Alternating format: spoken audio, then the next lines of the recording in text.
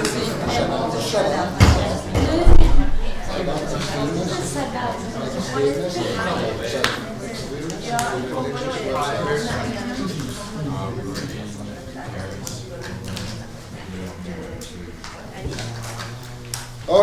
we call this House to order. Welcome for the BP semi-final on the motion that this House would shut down extremist religious websites. It is our pleasure to welcome our Prime Minister Houston us on the motion that stands in his name. Hear, hear.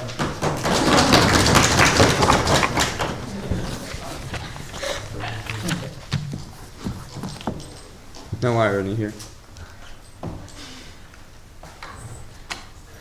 Dear ladies and gentlemen, just 2 years ago, in northwestern United States, Westboro Baptist Church organized a protest. A protest against the official from the US Army who was being buried. Why? Because that army allowed gays to be members of the army. What the protest looked like was actually more of a riot-y kind of a way of expressing their views when they tried to obstruct the funeral procession, and they caused harm. Several people got injured, and a huge scandal arose in the United States. And you think that we have no issue with God where he exists or not. We have no issue with people being religious or not. However, we have an issue when that fundamental belief in a superior being obstructs one's rights, and that causes a collateral damage to society. We want to limit that to the greatest extent possible. And today the status quo is that religious extremist organizations such as Westboro Baptist Church are prohibited from carrying out their rallies, are prohibited from protesting and so on to the best of the police ability. However, we see that still one medium of expressing their views and mobilizing their movements exists, and that is the websites. And we want to limit that to limit the threat the religious extremists pose to the society to the greatest extent possible, dear ladies and gentlemen. So that's the status quo. How will we change it? What will be our model be? We target not only the websites that are, the main representatives of religious extremist movements. No, thank you. We also limit microblogs discussing those matters, forums, fan pages even of the leaders of extremist groups.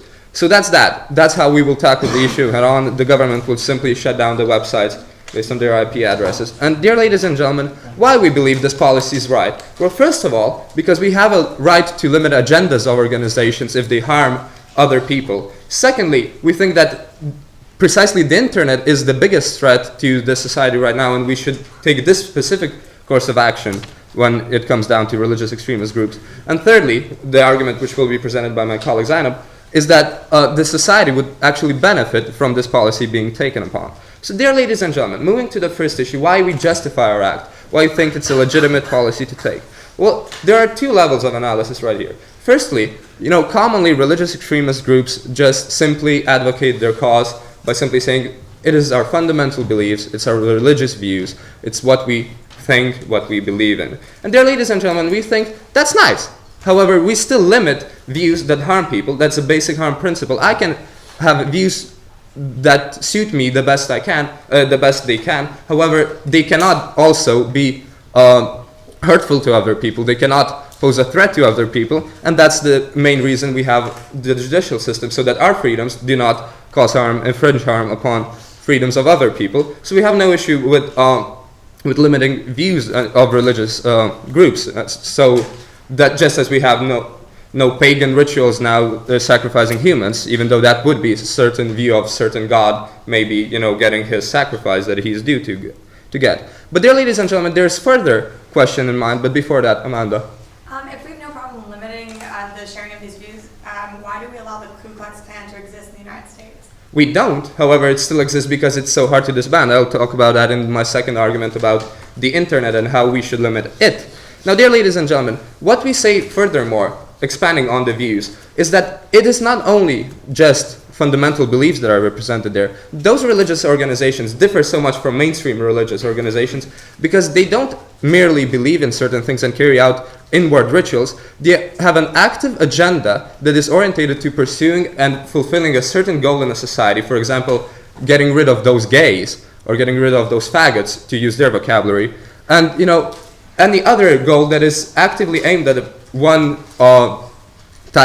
group within a society that they usually try to eradicate or limit to a great extent. And we think that's an agenda we can limit, much like with Ku Klux Klan, much like with neo-Nazi movement, much like with radical extremists on the left or the right of the political spectrum. We can limit an agenda because agenda cannot be a threat to the society and to the members of it.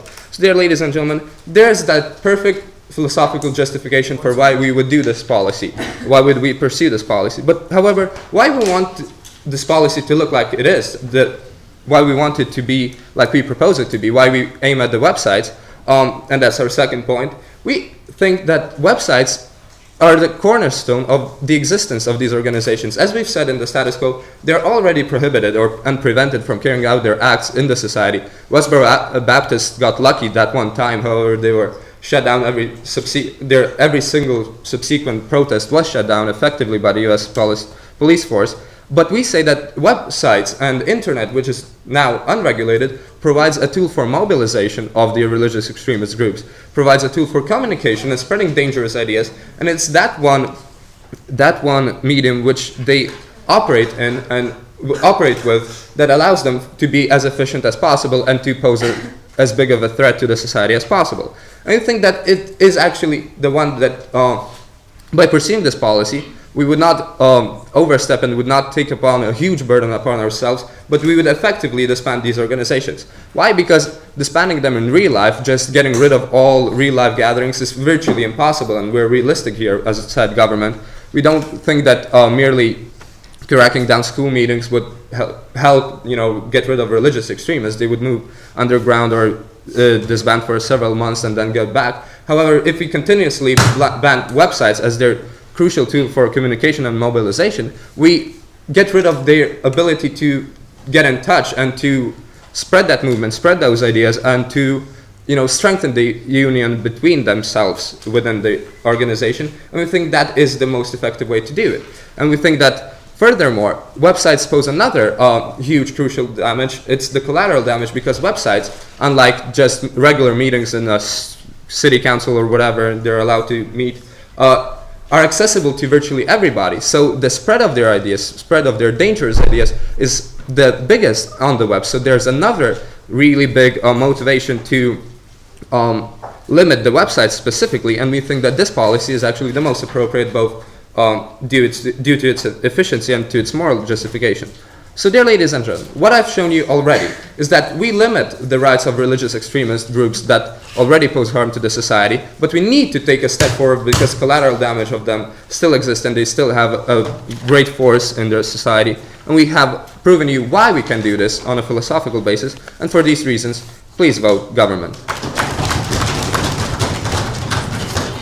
Thank you very much, and now we look across the floor to the Leader of the Opposition, Amanda Hertz. Here.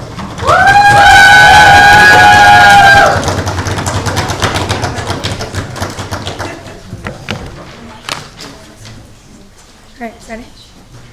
Okay, so today we are going to oppose the motion that the House will shut down extremist religious websites. So let's begin with our opponent's first argument, which is about religious extremist groups and how they're already limited in today's society. During my POI, I brought up the point of how the KKK are still allowed today to protest in America legally with a permit, despite the fact that they are hurting people's feelings. And this has to do with our argument directly clashing, which is on the freedom of speech.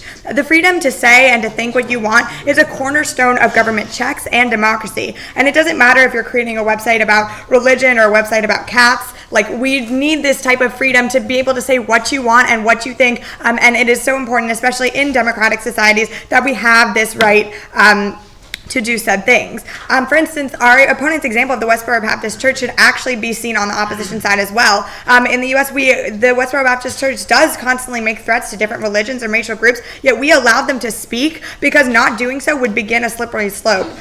When we start restricting extremist speech, how can we say that it's okay to restrict other forms of free expression? Basically, we're saying it's okay to restrict other forms of free expression, such as rowdy LGBT rights protests and the Civil Rights March on Washington, yes. But we don't limit the rights of peaceful protests. What we do is try to limit Right, but not all protests are peaceful, and sometimes being in a way that isn't peaceful is the best way to get a movement across, and that is the example that we're giving right now with LGBT protests. The Stonewall riot was extremely rowdy, but it got the point across that LGBT rights were important and people were willing to fight for us. And just because we have a problem with what one group is saying, we can't just limit their freedom of speech, because there are going to be other groups out there that are just that we actually agree with their things and what the things that they have to say. No, thank you. And we can't just limit them and start the slippery slope of limiting their right to say these things.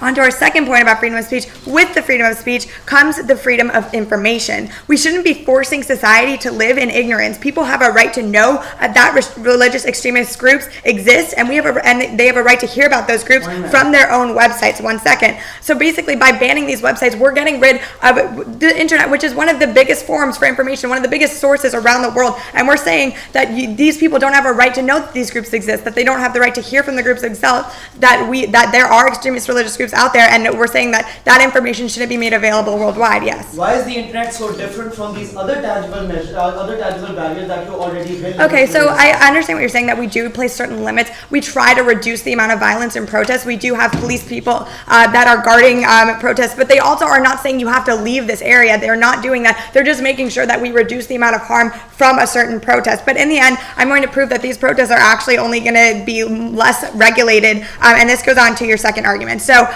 you're talking about how websites are the cornerstone, no thank you, of these groups, and that how they're unregulated and they provide a tool for mobilization. But what we see is that when we ban these extremist religious websites, we're just encouraging them to go underground. We're encouraging them to email each other to plan these types of things. We're encouraging them to do things in a not public forum. When we have their websites and they're planning things on those websites, which you're saying that they are, it's their tool for mobilization, at least we can track them, at least we are aware of what they're doing, and we can better prevent any type of extreme violence that would overall happen from this type of protest. We don't want them to go private. We don't want to make them harder to track, and this is why we're not going to ban their websites. And our opponents also talk about how the websites are accessible to everyone, but sure, you can ban those websites, but then there's still websites like Facebook that you can't ban, and people, for instance, if they're trying to look for followers and someone likes a group on Facebook that's like, I like the Westboro Baptist Church, that's still accessible to everyone, and we're not going to be able to ban that Facebook group just because the opposition bans the websites of those of the religious extremist groups. So and then what we see here is they're not actually solving for anything. They're making it more privatized. 1 second. And they're also not even going to be able to prevent the gathering of people under those certain ideologies. Yes. Do we limit hate speech, and why we do so? Okay, yeah. So we do limit hate speech under the idea of clear and present danger. But as we talked about, it is a slippery slope, which is why we allow groups such as the KKK to share their expressions, to protest outside. I've seen them even protesting on college campuses. As long as they get a permit, we allow them to do it. We usually have guards there to protect people from violence, but we cannot just say that you're not allowed to protest, you're not allowed to share your ideas, and you're not allowed to have the freedom of speech, because then we're creating a slippery slope that is limiting the fundamental ideas of democracy.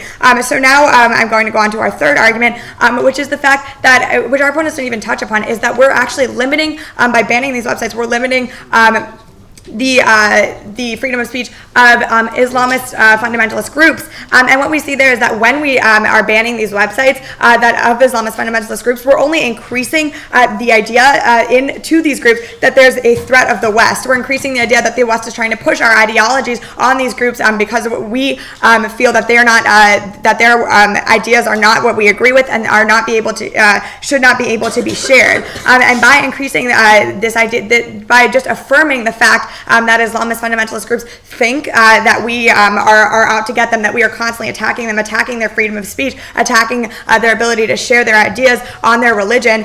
We are only increasing their motivation to be attacking the United States, to be attacking Western groups, to be attacking our society as well.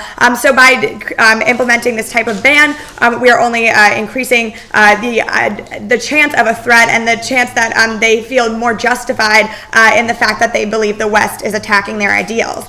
So in the end of today, we see that we directly clash with our opponent's arguments. We see that despite the fact that they say that religious groups are limited, we do try to limit the amount of violence, but we don't say you can't protest at all. We don't say that we're going to block you from being in this spot. We're going to block you from talking. We don't block the Westboro Baptist Church. We just make sure that there are people there to guard people in case anyone gets in a fight with them. It doesn't have to be one that the Westboro Baptist Church initiates. It could be anyone on the street, and that's why we have that there.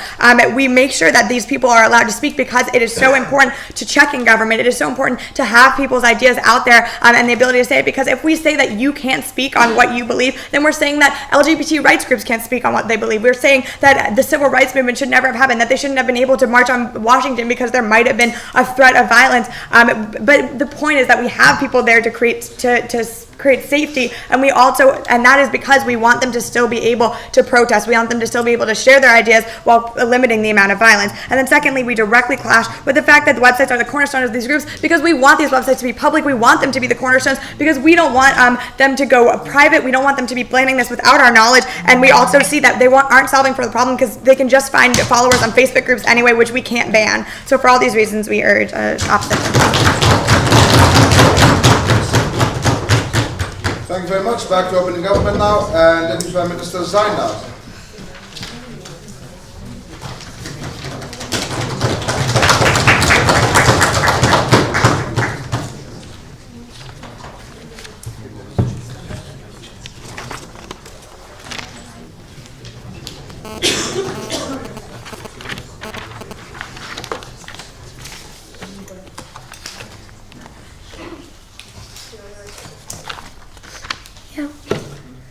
So one thing that's very important to understand today, ladies and gentlemen, is that in the status quo as a society, we've come to a point where we're able to distinguish between views that add benefit to society and views that harm society, ladies and gentlemen. And that is one fundamental thing that team opposition chooses not to acknowledge. We believe views that are propagated by the Ku Klux Klan, which say that we should kill black people or that we should not give them rights, are harmful. They do not in any way add benefit to society. We believe anti-Semitic groups add no benefit to society, ladies and gentlemen. They are harmful to society. We believe groups that propagate terrorism, ladies and gentlemen, that propagate no acceptance of different groups, of different ethnicities, of different religious groups within your society are harmful. We believe that the Westboro Baptist Church that crashes the funeral of gay people who have served in the army do not add any benefit to society. And this is where we draw the line, ladies and gentlemen. They said you're going to lead to a slippery slope. We believe that there is a huge distinction between groups that go out and say that black people have no rights and groups that fight for civil rights, ladies and gentlemen. We believe there is a huge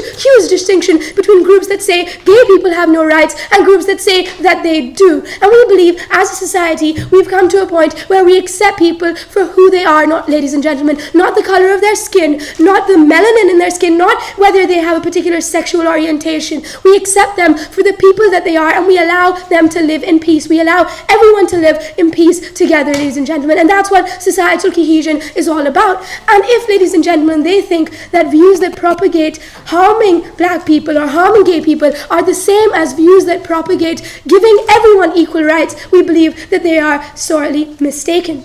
And before I go on to my argument, let's talk about what they had to say.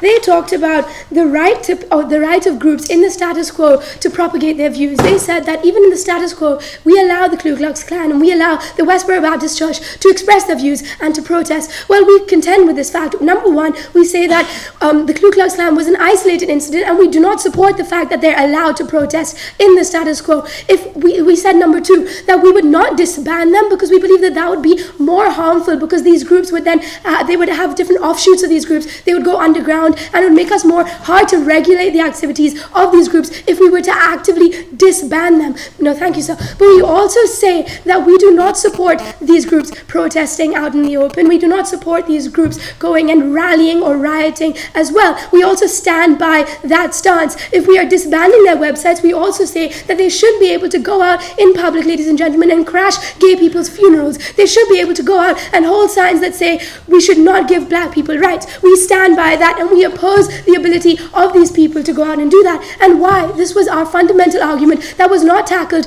by Team Proposition, ladies and gentlemen, because these views actively harm other individuals. Not only do they actively harm other individuals, but what we need to understand is they have a much greater magnified impact on society as a whole. They have a much greater magnified impact on the progression that we've made in the past few decades. They take us back, ladies and gentlemen, to the era where black people did not have rights, where gay people did not have rights, no thank you sir, where gay people did not serve in the army. We believe that people have put blood, sweat and tears into winning these rights, and they're simply reverting us back to the era where they did not have them, and that is something we do not propose. So yes, we would prevent them from protesting, and we would disband their websites. Why? Because we believe, yes, people have the right to express their views, but only as far as they do not harm other people, only as far as they do not harm society, ladies and gentlemen, and the progress that society has made.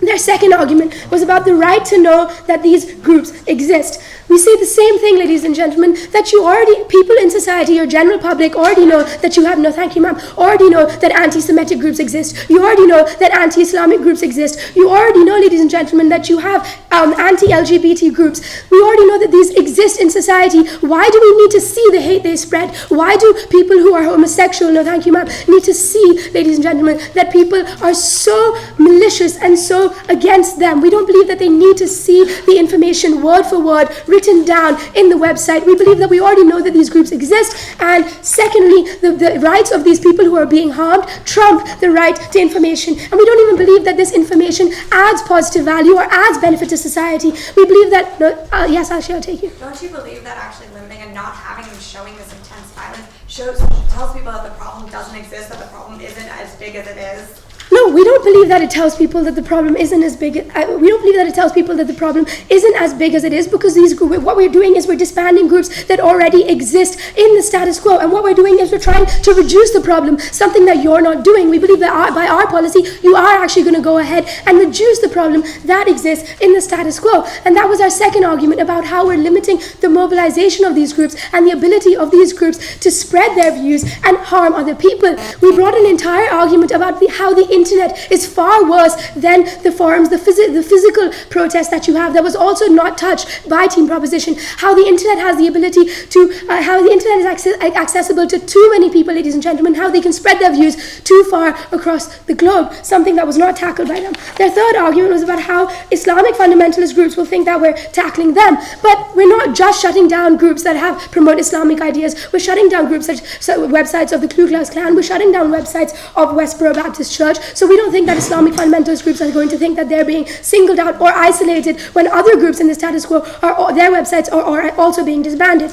Now let's go on to talk about my line of argument today, about why this is going to harm societal cohesion as a whole. But let's first understand why these websites are so bad for society. We need to understand that in society today, you have a lot of young people who are still formulating their views. They might be doing a school assignment, they might simply be browsing, and they'll come across these websites, and because these people are young and still formulating their views, there's a very huge chance that these views are going to impact the people that they become later in life and the decisions that they make later in life. We believe that this is a very negative precedent, because these websites are thus going to be affecting the mindset and the views of your future generations as well. Thus, we believe that by disbanding these websites, you're restricting these views to a minority of people. Team Proposition might come up here and say, and as they have already said, that by not expressing these views does not mean that they're not going to have these views. We agree, but we want to restrict these views to a very small demographic that exists in society. Our point is not to allow these views to access more people, especially young people who are still formulating their opinions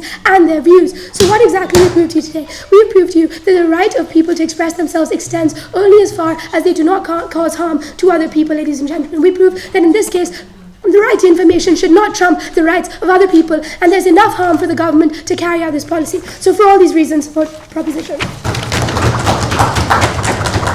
Thank you very much, and I'll conclude the first half of the debate to invite Vukan.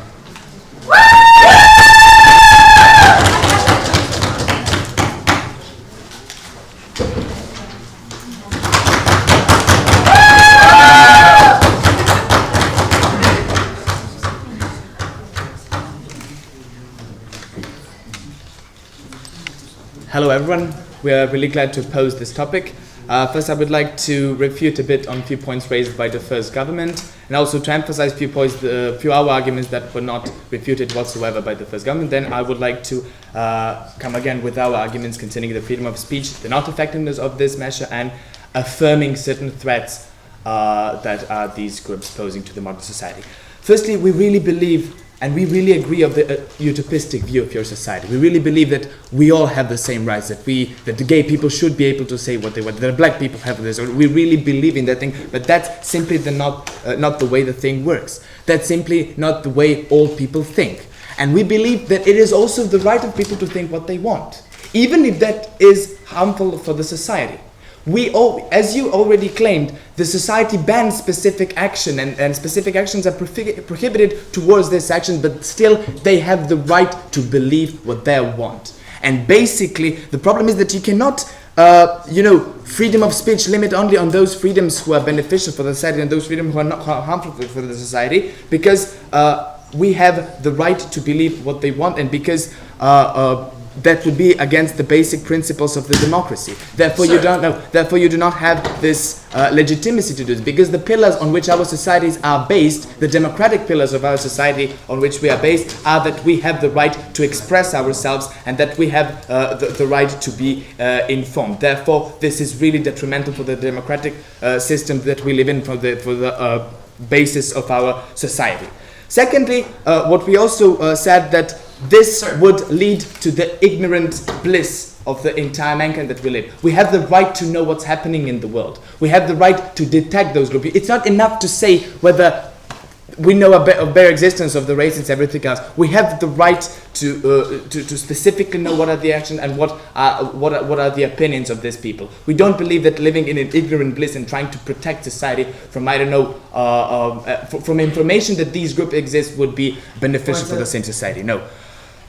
Secondly, I would like to I would like to after this point speak about what you said, that you basically allow protests because you said that if they will go underground if the protests are not allowed. They would go underground if you simply stop allowing this, like Ku Klux Klan. We think that's the exactly same thing which will happen if you ban their websites. We think that same thing will happen if you do this, because they really have this necessity to express their view. They really have this necessity to share with the world and to simply show what they think, like Ku Klux Klan does. And that's exactly why we think that sites could not be banned, because then you make them go off, and which my partner clearly stated. If you detected this going underground as something really dangerous, but we think that they will still go underground if you ban them. The only way in which they express that is because they have this deep need to express this idea. Yes.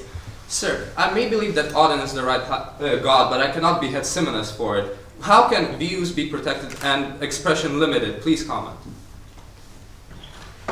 Expressions, that's exactly our point. Expression and the freedom of speech, freedom to express yourself, cannot be limited. That's what we argue, and that's basically what's our point. Exactly by putting them underground and by banning their websites, you ignore the problem, as my partner also raised in her point of view. Because if you make certain thing invisible for the public, it looks like that you are basically ignoring the problem. You show that the problem is not that big deal. And that is extremely, extremely dangerous, because we really believe that these groups can be dangerous. We really believe that these groups are not good for society. And therefore making the problem invisible will actually prove and give a wrong information to the citizens that we don't believe that this problem is a big deal. Also about the Islamic groups, that they will not see this as a harm because all the other extremist groups are also banned, is completely not a good argument, because why would you? I mean, they care about them being banned, not about the entire principle. They think this as a threat and is affirming the threat of the West. Now let me proceed and to repeat once again all the arguments that we stand for: the freedom of speech, We believe that a democratic society, everybody has the right to believe what they want, and everybody has the right to express their opinion what they want. Basically, you're also harming the internet, which is the global network, which is something that you simply censorship. Internet is basically against some of the basic human rights, such as right to be informed, right to speech, and everything what we spoke before. Also, we really believe, as was said in our second argument, that we must not put them private. We believe that it is easier to control them if they are public. If they have their websites, we have means to control them. We have means to control their specific. That's why exactly what you said. Why we allow their protests. Why we allow them to express themselves, because in that way we can control them. They will exactly as you detected. That's, I'm quoting your words. If we don't, the words of the Deputy Prime Minister. If we ban protests, they will go underground. That's exactly what will happen if you ban websites, because they will go underground. They'll find other means. They'll find other means of communication over internet, outside internet, emails, chat rooms, everything else in which they gather, which they recruit their forces and everything else. That would be extremely dangerous for us, because we cannot control this. We can control it. We can make it under our jurisdiction and let's say master the situation only if they are public. And thirdly, I would like also to affirm that this will, especially when it comes to Islamistic groups who deeply believe that West is oppressing them, that who deeply think that the West is the worst thing that can happen, that they will affirm the threat of the West, because it will make the conflict, stronger. It will basically give them proof above all their fundamental and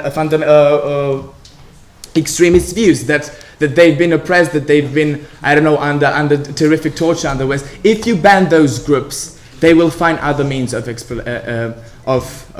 expression. So we basically beg you to oppose this, because we really believe that this, number one, is against the basic pillars of our society, against the democratic views, against the basic human freedoms to express themselves, to inform themselves, and to basically know what's happening in the world, number one. And number two, we believe that this is deeply ineffective, because they will go underground. They will, as you said, they will find other means and be therefore much more dangerous and much less beneficial for the society, and therefore can cause many harms. Thank you very much. Thank you very much. Now we move on to the second half and invite the government members, Simonas Bartoulis.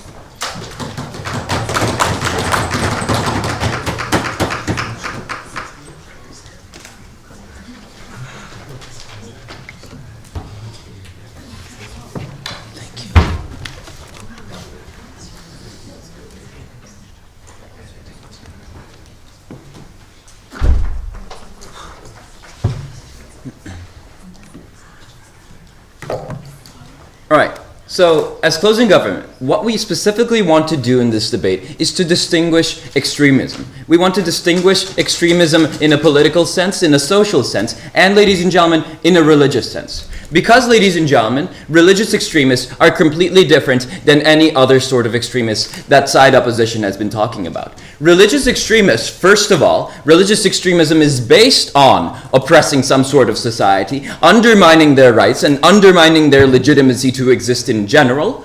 And secondly, ladies and gentlemen, which makes them even more dangerous, is that because it is a religious sect, you cannot ever reason with them. You cannot ever tell them that they're wrong. And the only way to limit their rights, and the only way to make this effective, ladies and gentlemen, is going to be suppressing their spread, suppressing their ability to recruit, and suppressing their ability to offend. And that is going to be, ladies and gentlemen, our extension. We're going to show you how, based on principle and on mechanism, this is going to be effective, and how it's going to limit the spillover to themselves, to individuals, and to religious, to freedom of religion in general in society. So, ladies and gentlemen, before we go into our extension, I have three main points to rebut. So, there's been a lot of talk about how we cannot limit freedom of expression because it's the essential democratic right, and because we let the KKK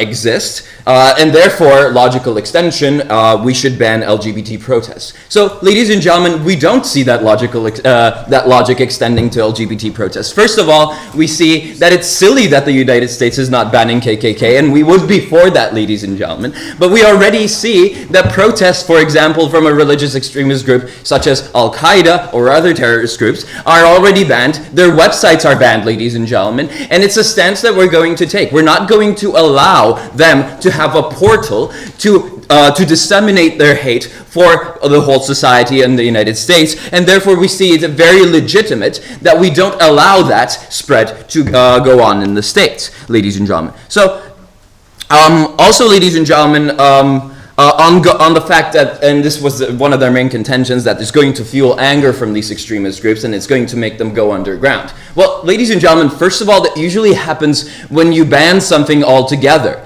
It's not, you need to provide us logical reasoning how when you ban a website of the Westboro Baptist Church, that they're going to go underground. We see no reasoning here because you still allow them to have their religious ceremonies, but what we want to do is we want to isolate them from society so they have no platform to spread their hate and say that a specific group in society doesn't have the right to exist because our extremist values dictates that as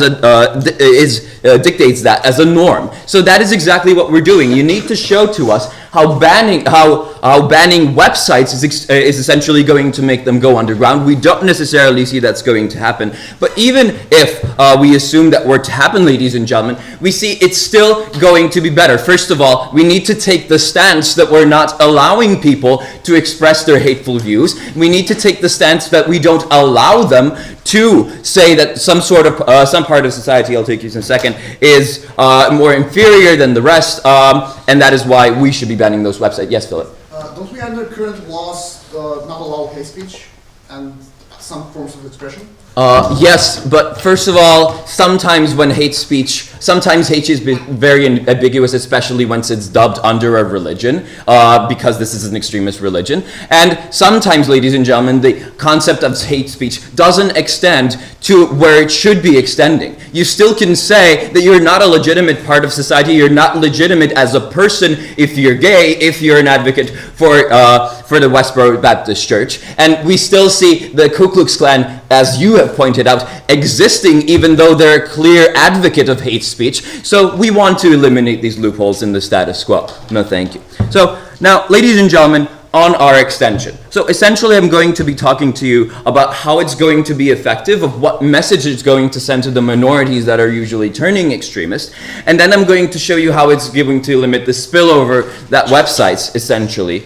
provide. Now, ladies and gentlemen, first of all, we have clearly already established of what is the precedent of banning these websites. It's because it hurts sentiments of society, it delegitimizes certain groups that are already disadvantaged in society, and as democratic or legitimate governments, we shouldn't be abiding by that. But ladies and gentlemen, let's analyze who usually puts it up. So extremist groups, ladies and gentlemen, are usually always minorities. We see the Westboro Baptist Church being a very small community. What we want to do here, ladies and gentlemen, and what they want to do here is they want to say that we're going effectively at war with some part of society, which is usually, ladies and gentlemen, the majority. So if we ban this expression through the web, which has more spread than anything else, which has a bigger ability to recruit more people than anything else, because it's so widespread and it's international, we are effectively saying to the minorities that are doing this that we are not going to stand by them declaring wars on some sort of society. We're not going to be letting them express and go extreme, ladies and gentlemen. So this is going to send a clear message that extremist religions are not necessarily tolerable if they provide intolerance to the rest of society. Yes? I'm confused by how just simply banning their website, you're like completely preventing their ability to spread. Can't All right, and this is the second part of our extension of how it's effectively by mechanism going to limit their platform of discriminating against certain parts of society or as society as a whole. So first of all, we see there are spillovers to three parts: to themselves, and this is something that we have explained in the minority part when we don't let the spillover extend to themselves. There's a clear harm to individuals, and how is that going to be harmed? So first of all, you're going to limit the spread, therefore less people are going to convert to that religion, and less people are going to be hating gays, less people are going to be hating Christians or Islamists because there's the spread. But there's one last spillover that hasn't yet been discussed, and that is the spillover to religion, ladies and gentlemen. Because if we let these extremist groups exist, if we let burning of the Quran be a social norm, if we let websites that advocate terrorism, Al-Qaeda, or Sharia law, extremist Sharia law, we're delegitimizing the major religion when we're spreading hate towards that religion. So, ladies and gentlemen, for these reasons, we beg you to oppose. Thank you, and now we invite closing opposition and opposition member Vicky.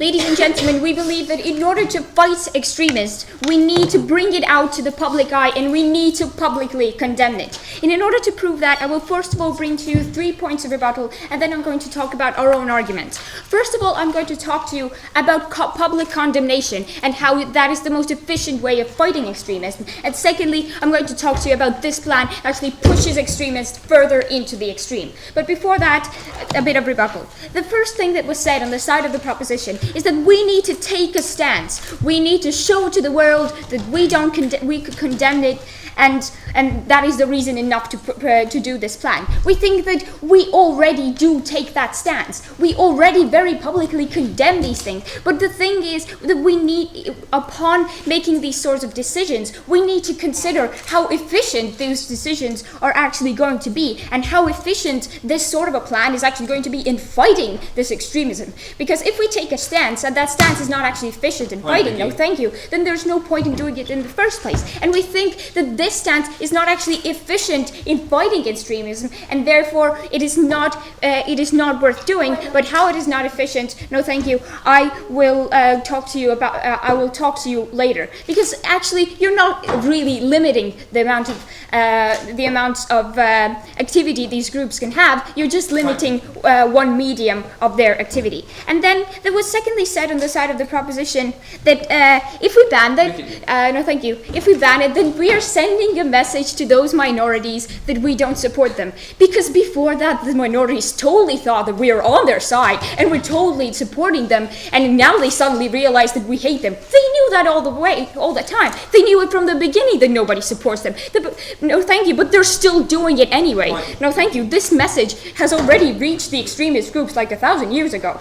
Now, then they said that the next thing that was said on their side, that they will have less people who will convert into those extremist groups. We think that if there is no public condemnation of these ideologies, then there is not going to be, there is not going to be actually something stopping people from believing in these ideologies.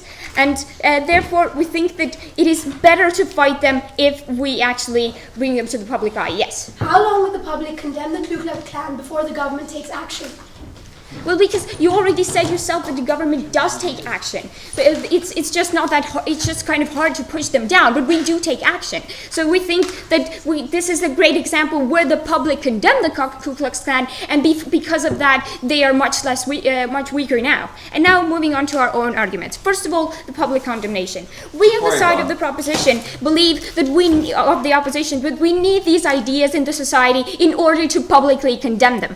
Because in order to fight extremism, extremism, we actually need to know where it stems from and how it operates, and who are actually the people who would opt for this ideology, and what are the reasons that we go in this way. Because, for example, there is not much information about many extremist groups that are not so popular. For example, eco-terrorism. For example, some nationalists in smaller states. People don't know about them, and if we ban these sites, we're effectively hiding all of these groups under a blanket, and people are not actually aware that there is a threat. Exactly as was said exactly as was said in the first part of the debate. But if we open all of these sites and if we open this ideology to the world to see, there's actually going to be the means and the possibility, in order to allow public discourse and in order to allow public condemnations. Because this is how it works always. Bad ideas and harmful ideas will be condemned,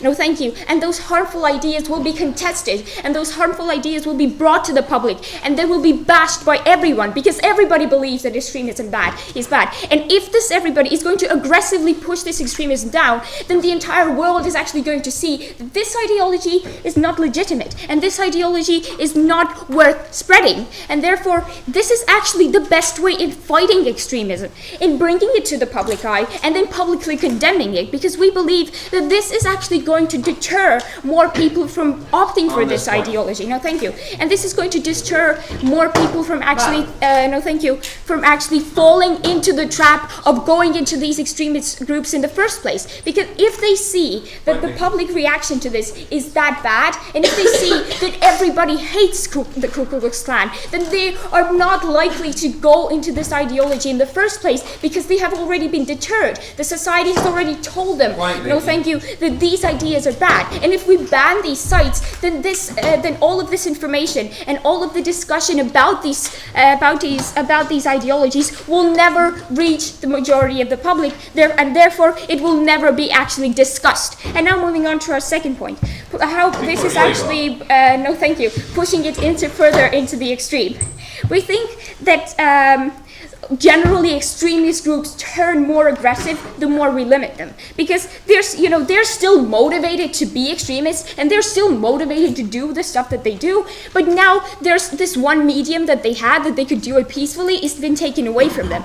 Because we think that the internet actually serve as some sort of a cooler for these extremist groups, that they could at least express their opinions there, and they don't feel the urge to go on the streets, they don't feel the urge to actually do something real. But if we take away this, and if we clearly say that we don't tolerate you and we're going to get rid of your websites, this is actually going to make them feel cornered. It's going to make them feel oppressed and provoked and angered, because now they don't have any sort of public medium to do their job. Now they're forced into the corner. They're forced into using some sort of more sophisticated and weirder methods of communication.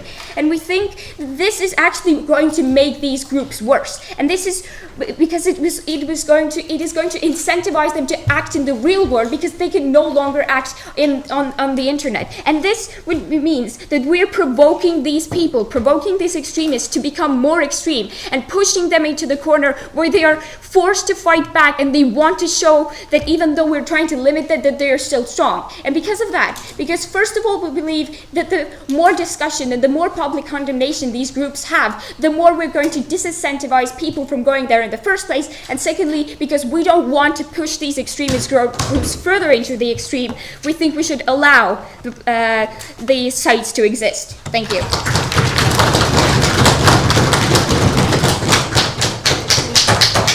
Thank you all.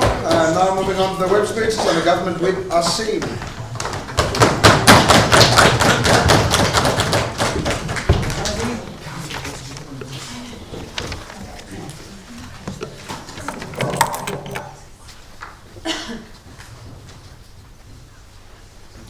So the fundamental problem that the opposition of today has with this policy is that, well, these people will start reacting. These people will go underground and we won't be able to track them. These are the three contentions that they raised throughout the course of this speech.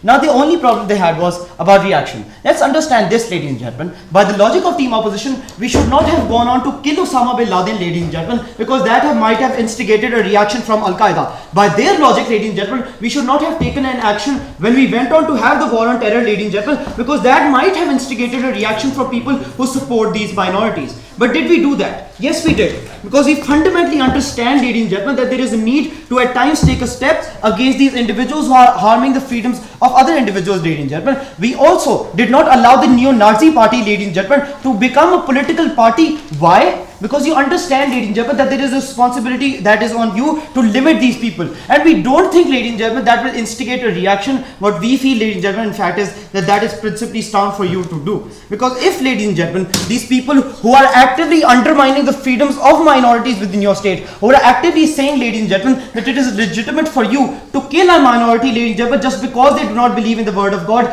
does a democratic government, ladies and gentlemen, say that it is okay for you to exercise your freedom, or does a democratic government, ladies and gentlemen, say that we will limit your freedom because you are wrong and we need to tell you that you are wrong? This opinion cannot proliferate. And this was the fundamental problem, ladies and gentlemen, that we had with the opposition. Because we said that yes, at times the freedom of information, at times the freedom to communicate can be limited. Because you understand that there is substantial harm. And they will also, ladies and gentlemen, not give them this fundamental freedom. They will not allow these people, ladies and gentlemen, to participate in political parties, ladies and gentlemen. They will not allow these people, ladies and gentlemen, to openly rally against these individuals. You do not allow, ladies and gentlemen, Al-Qaeda to protest. You do not allow, ladies and gentlemen, the Taliban to also protest. We think that fundamentally they have lied throughout the course of this speech when we said that we afford these certain freedoms already to these people when we allow them to protest. No, we don't. No, we don't allow these Ku Klux Klan to protest, ladies and gentlemen. And even if we do, we principally believe that you shouldn't. We principally feel, ladies and gentlemen, that since these ideologies are so hard,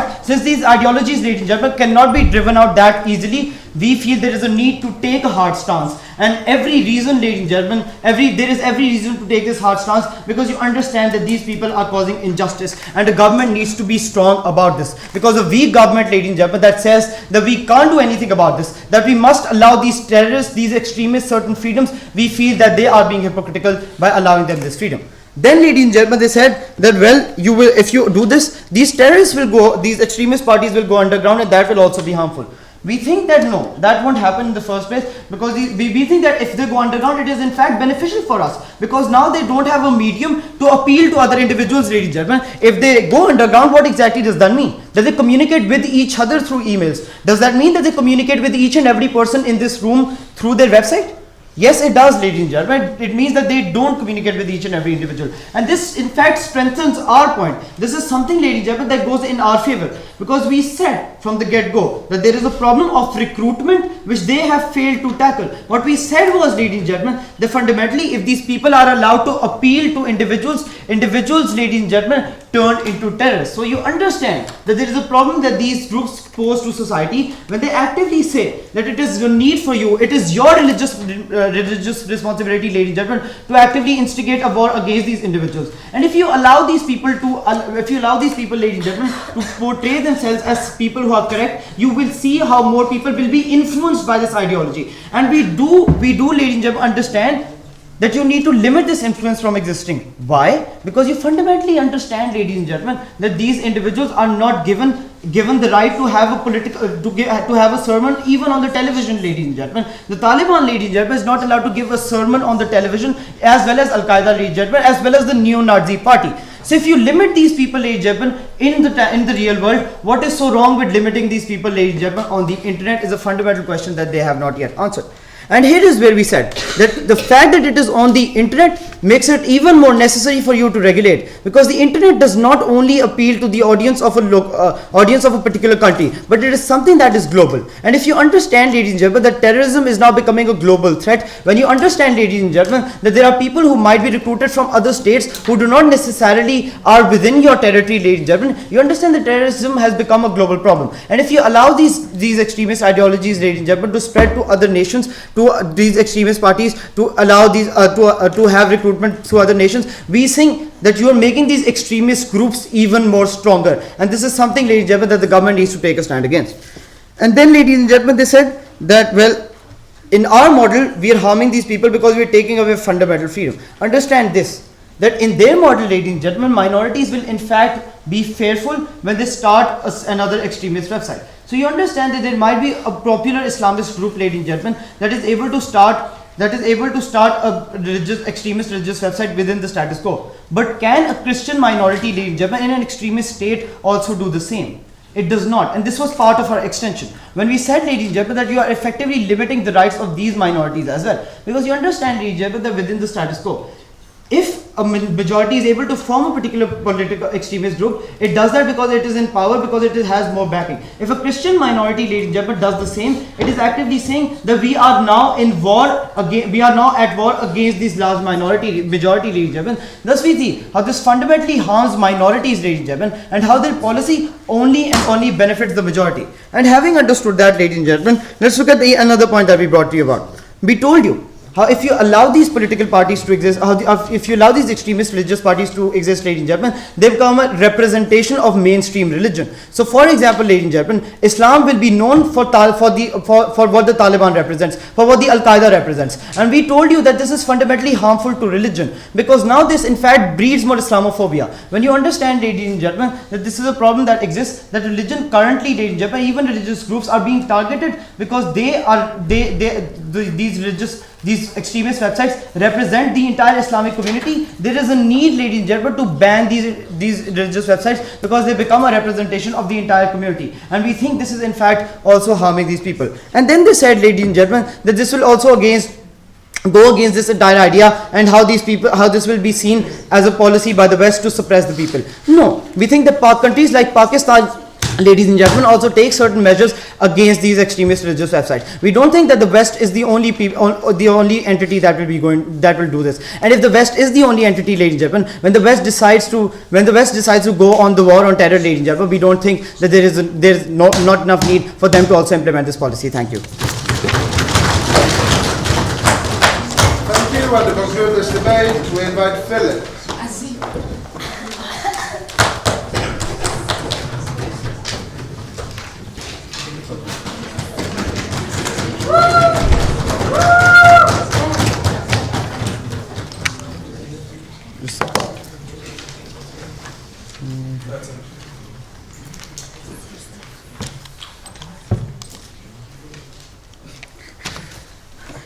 Thank you, Azim, for 63, ladies and gentlemen. And ladies and gentlemen, this is a debate. When side opposition in this entire debate is about debate. So, what happens in debate? In debate, we have a side opposition that shares their ideas. And we have a side proposition that shares their ideas. And we have an opposition so we can show the government that, definitely the affirmative side, that they are wrong. And that's what we're all about, sharing ideas and showing that people are wrong. And if we do not have this debate, if we ban side opposition from this debate at all, the world will not know that the opposition is wrong.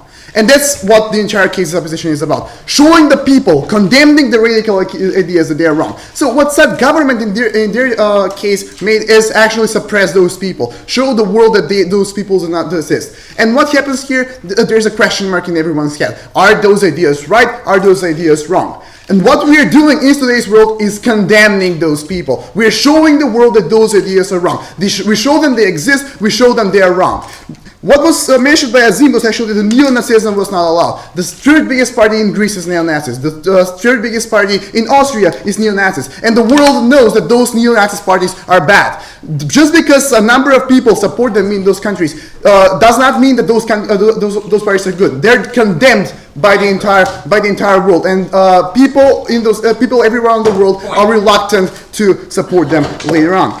In this world, in the status quo, we allow radical ideas to be shared, and we allow radical ideas to be condemned. That's what side opposition is all about. Yes, Simos. How effective is condemnation going to be when you're dealing with a religion that's extremist and that cannot actually be reasoned with?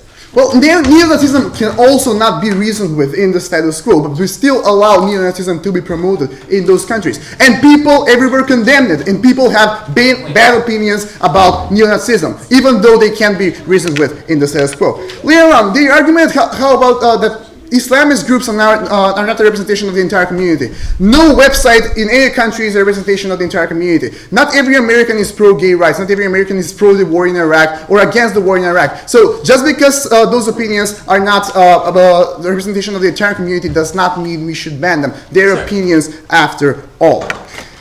So what happened on the first table was actually that children would see this, they would have bad opinions later on, and the internet is actually a big thing where they can share their ideas. And yes, we allow this and we support the sharing of ideas.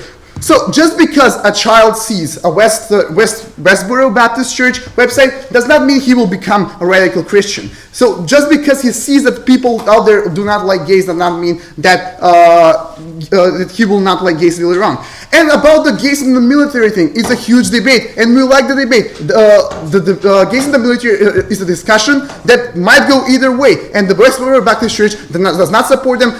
Other people support them. It's a debate. We love it. We like it. It's a public discourse. The world knows about it. The world knows that we support gays in the military. And if it weren't for that debate, gays in the military would have been a topic which could have been resolved by now. Later on, debate. Yes. If you're a neo-Nazi and you effectively cannot practice that, you're not essentially going to think you're going to hell, as opposed to with a religion. That's why they cannot be condemned and stop there. They are condemned. They are condemned. It's not that they cannot be condemned. They are condemned by everyone around the world, and they are condemned because people know about them. If people did not know about the West Baptist Church, and they only did underground stuff, as was explained by the first opposition, people would not condemn them, and their ideas would not have been condemned anywhere around the world. So let's now, thank you. Let's now move under what their case actually does. In the status quo, we have laws on hate speech in almost every single country in the world. So under hate speech, under hate speech, we actually do not allow people to call for violence on our people. We do not allow people to offend other people. It's already illegal. So just because we're shutting their websites down, we're actually not doing anything. What we're supposed to actually do is check those websites once a week and see what they have posted, and maybe take that content down.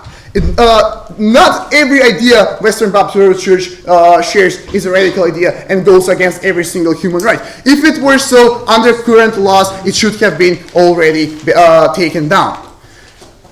So under current laws, they're not actually doing anything to change the status quo. They're actually only taking discussion down. They're taking debate down to a lower level than it is today. So let's sum the entire debate. Yes. Neo-Nazis are condemned. People still vote for them. What does condemnation achieve? It achieves that in other countries, people are reluctant to actually vote for neo-Nazis party. It's reluctant. It actually promotes the values that neo-Nazism is a bad thing. If neo-Nazis parties were actually not allowed in today's world, contrary to what Azim has stated in the previous speech, neo-Nazis would be with another group that would actually go against people they do not like, maybe kill them, maybe beat them on the streets. Right now, they show their political opinion publicly to everyone so that everyone can condemn them. And we like to condemn those bad ideas. That's the whole idea on which our society is based on. Free speech, as stated by both first government and first opposition and second opposition, and public debate and public condemnation. So, as I stated, no thank you, let's sum the entire debate up. State government does nothing. Nothing at all. Under current laws, everything they want to achieve is actually already illegal. They might want to improve regulation, we also want to improve regulation, but banning those websites does not achieve anything. It's absolutely ineffective, and under current laws, if we enforce those laws, it absolutely does nothing. Later on, they actually do not want those bad ideas to be condemned. They just say, we'll ban these ideas so that no one can know about them. But ladies and gentlemen, everyone will still know about them, and no one will actually be able to condemn them because they will not exactly know what they want to do. Later on, first opposition say that they will not be able to be controlled because right now all they do is public and people can control what they do. When their website is taken down, they will move on to private channels of communication, so they will be able to make protests on places the government is not prepared for them, so they will not be able to be controlled as easily. We agree that those communities are bad. We agree on this. We just say we need to let the world condemn them. We need to let them share these ideas so that they can be condemned. And that's what it's all about, debate and condemning the bad ideas. Vote opposition. Thank you. Thank you. And if we could have a round of applause for semifinals. Enjoy your lunch. The round will be announced at 1.